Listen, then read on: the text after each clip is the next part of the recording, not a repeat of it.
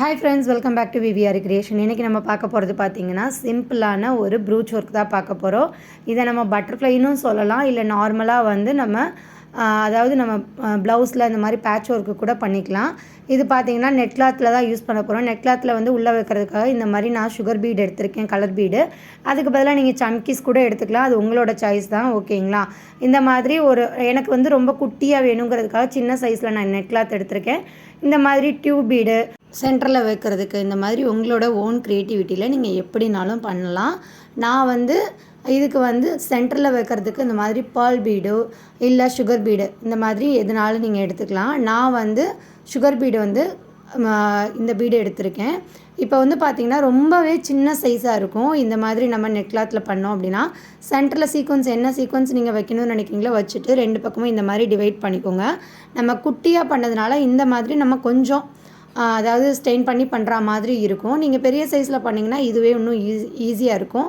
இப்போ வந்து பார்த்தீங்க அப்படின்னா நான் வந்து ரெண்டு பக்கமும் ஃபோல்டு பண்ணிவிட்டு சென்டரில் நான் கை வச்சு இந்த இடத்துல பிடிச்சிக்கிறேன். அதே மாதிரி இந்த சைட்லேருந்து சென்டரில் கொண்டு வந்து அதாவது ரெண்டு சைடில் இருக்க ஓப்பனையும் சென்டரில் கொண்டு வந்து நம்ம ஒன்று மேலே ஒன்று வச்சு ஸ்டிச் பண்ண போகிறோம்.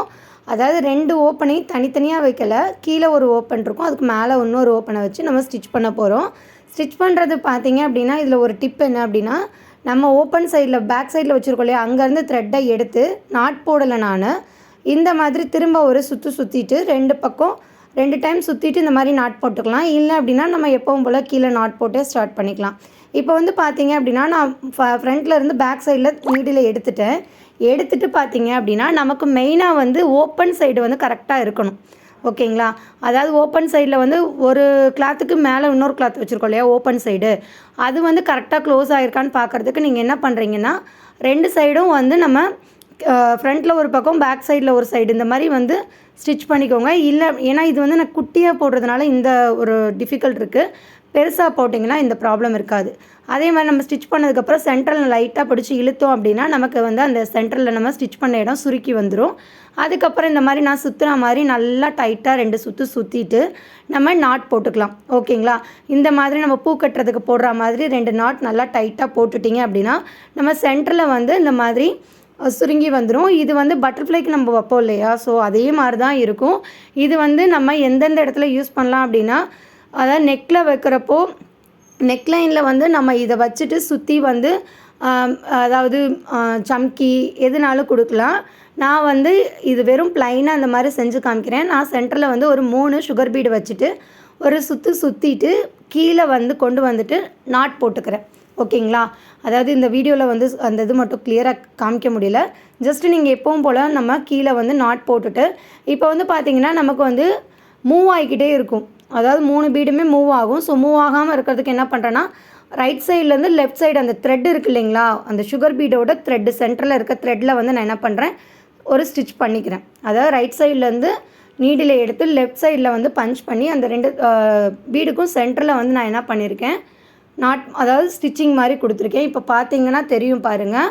அதாவது ரைட் சைட்லேருந்து நான் நீடில் எடுத்து லெஃப்ட் சைடு அந்த த்ரெட்டுக்கு இந்த சைடில் நான் என்ன பண்ணுறேன், ஸ்டிச் பண்ணி எடுத்துக்கிறேன். நம்ம இதை அப்படியே வந்து ஹேர் பேண்டு அதே மாதிரி கிளிப்பு இந்த மாதிரி எதுலனாலும் நம்ம வந்து ட்ரெஸ்ஸுக்கு மேட்சாக அதை வந்து நம்ம பண்ணி வச்சுக்கலாம். அதே மாதிரி பார்த்தீங்க அப்படின்னா நம்ம இதுக்கு முன்னாடி பண்ணியிருக்கேன் பார்த்தீங்களா, அந்த மாதிரி கூட நீங்கள் விங்ஸ் மாதிரி கூட பண்ணி வச்சுக்கலாம். அது உங்களோட சாய்ஸ் தான். ஜஸ்ட்டு நான் இதை வந்து ஸ்டிச் பண்ணி மட்டும் தான் காமிக்க போகிறேன். நீங்கள் இதை ஸ்டிச் பண்ணணும்னு கூட அவசியம் இல்லை. நார்மலாக நம்ம B7000 க்ளூ வச்சு நீங்கள் வந்து ட்ரெஸ்ஸஸ்லலாம் ஃபிக்ஸ் பண்ணுறீங்கன்னா இந்த மாதிரி ஃபிக்ஸ் பண்ணிக்கலாம். நீங்கள் வந்து இதில் க்ரியேட்டிவாக பண்ணணும் அப்படின்னு தோணுச்சு அப்படின்னா நீங்கள் வந்து 2 சைட்லேயுமே வந்து நம்ம இதுக்கு மேலே பண்ணியிருக்கோம் இல்லையா பட்டர்ஃப்ளை, அந்த மாதிரி பண்ணலாம். இல்லை போலன்ஸ் வச்சு பண்ணலாம், கட் பீடு வச்சு பண்ணலாம். இது ரொம்ப குட்டியாக இருக்கிறதுனால கட் பீடோ எது வச்சாலுமே கொஞ்சம் டிஃப்ரெண்ட்டாக தெரியும். ஸோ அதனால் நான் சிம்பிளாக இந்த மாதிரி வச்சு முடிச்சிட்டேன். நீங்கள் வந்து கொஞ்சம் பெரிய சைஸாக பண்ணிங்க அப்படின்னா கட் பீடு வந்து 2 சைட்லேயும் வச்சு நம்ம ஃபினிஷ் பண்ணிக்கலாம். இது வந்து ஒரு வகையான பட்டர்ஃப்ளை மாதிரி இருக்கும். ட்ரை பண்ணி பாருங்கள். ட்ரை பண்ணி பார்த்துட்டு நீங்கள் எனக்கு உங்களோட இமேஜை ஷேர் பண்ணுங்கள். டவுட் இருந்தால் கேளுங்கள். தேங்க்ஸ் ஃபார் வாட்சிங் ஃப்ரெண்ட்ஸ்.